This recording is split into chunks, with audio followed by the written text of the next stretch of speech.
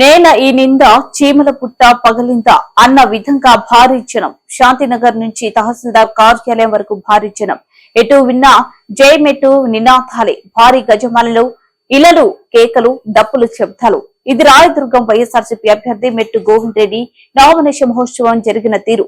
గురువారం వేలాదిగా తరలి వచ్చిన జన సందోహం మధ్య మెట్టు నామినేషన్ దాఖలు చేశారు.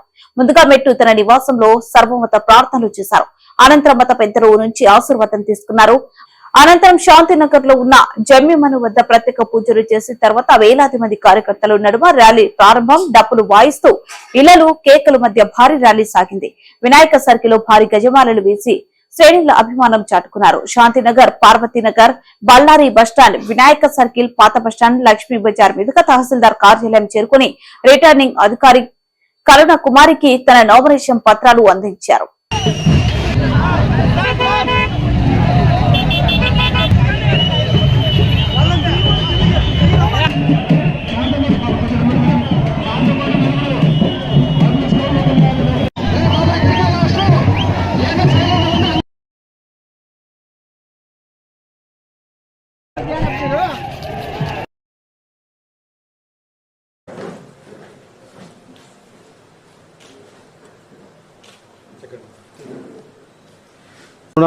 రుణం తీర్చేదానికి అవకాశం వచ్చింది. మా జనసంద్రం చూస్తుంటే ఏమవుతుందంటే, ఈ మా పక్కన ఉండే వాళ్ళు చెప్తా ఏమంటే, ఇంతవరకు రాయదుర్గం హిస్టరీలోనే ఇన్ని జనాలను చూడలేదు.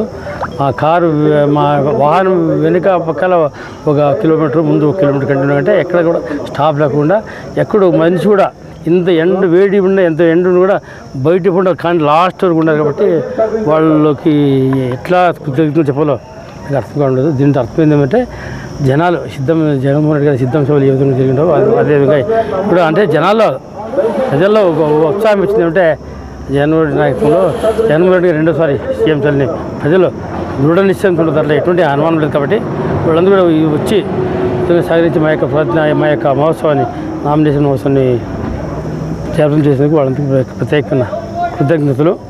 ఖచ్చితంగా భైరవాన్ దీప ప్రాజెక్టు 5 ఏళ్ల కాలంలో నీటిని అంతే జవాబుదారీ, అది అంతే బై ఛాన్స్ అది కాకపోతే, బీటీ ప్రాజెక్టు కంప్లీట్ కాకపోతే, నీళ్ళు రాకపోతే నేను రాజకీయ సన్యాసం ఎటువంటి అనుమానం లేదు. ఎందుకంటే చాలా ముఖ్యం. మీరు దానికి గుమ్మగట్ట చాలా ముఖ్యమైన ప్రాజెక్ట్ కాబట్టి, దాంతోపాటు ఎక్స్ట్రా చెరువులు 40-50 చెరువులు నింపేదానికి అవకాశం ఉంది. వాటిని కూడా నింపేదానికి ప్రయత్నం చేస్తాను. ఖచ్చితంగా మాటలు చెప్పడం కాకుండా చేతులతో చూపెళ్ళాం. కాబట్టి నా ఉద్దేశం ఖచ్చితంగా రాయదుర్గంని నేను 1 ఇయర్ లోపలే ఎట్లా చేయొచ్చు అనేది ఒక ఎగ్జాంపుల్ మోడల్గా రాయదుర్గాన్ని తీర్చిదిద్దడానికి